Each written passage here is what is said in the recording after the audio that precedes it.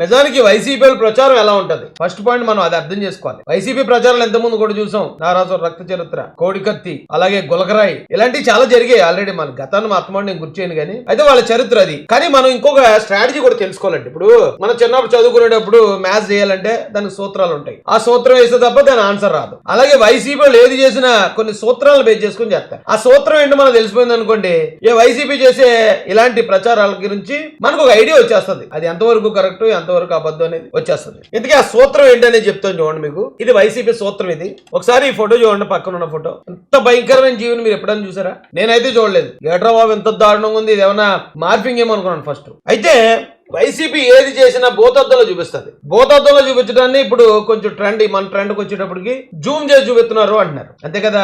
Zoom చేయడం అంటే భూతద్దం కన్నా ఒక లిమిట్ ఉంటుంది. ఇప్పుడు ఏదైనా ఒక వేలు దగ్గరికి భూతద్దం పెట్టి చూస్తే ఎంత లావు అయ్యేదాకా చూపిస్తుంది, ఇంకా అంత మించి చూపించలేదు. కానీ జూమ్ అలా కాదు. అయ్యి బాబు ఇప్పుడున్న లెన్స్లకే చంద్రుడిని కూడా జూమ్ చేసి చంద్రుడు ఏముందో కూడా చూపించేస్తున్నారు. వైసీపీ కూడా ఏదైనా ఒక సమస్యను అలా జూమ్ చేసి చూపిస్తుంది. అయితే మీరు అడగొచ్చు, జూమ్ చేసి చూపించినా అదే కనపడుతుంది కదా రాయేష్, అక్కడ లేనిదేం కనపడదు కదా అని. అయితే జూమ్ చేసి చూపించడానికి మనం జనరల్ గా చూడడానికి తేడా ఏంటి? ఆ తేడా ఒకసారి చూడండి. వైసీపీ ప్రతి సమస్యను కూడా జూమ్ చేసి చూపిస్తుంది. ఇప్పుడు మీరు జీవిని చూశారు. అసలు ఇలాంటి జీవిని సినిమాల్లో, హాలీవుడ్ సినిమాలో కూడా పెట్టలేదు. రాక్షస బలినన్న పెట్టారు కానీ ఇలాంటి జీవిని పెట్టలేదు. ఇంతకీ ఏంటి జీవి?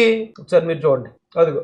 అంటే మనం గనక ఒక చీమగారిని తీసుకుని దాన్ని గనక మనం జూమ్ చేసి చూసామంటే దాని రూపం ఎంత భయంకరంగా ఉంటుంది. అర్థమైందండి మీకు?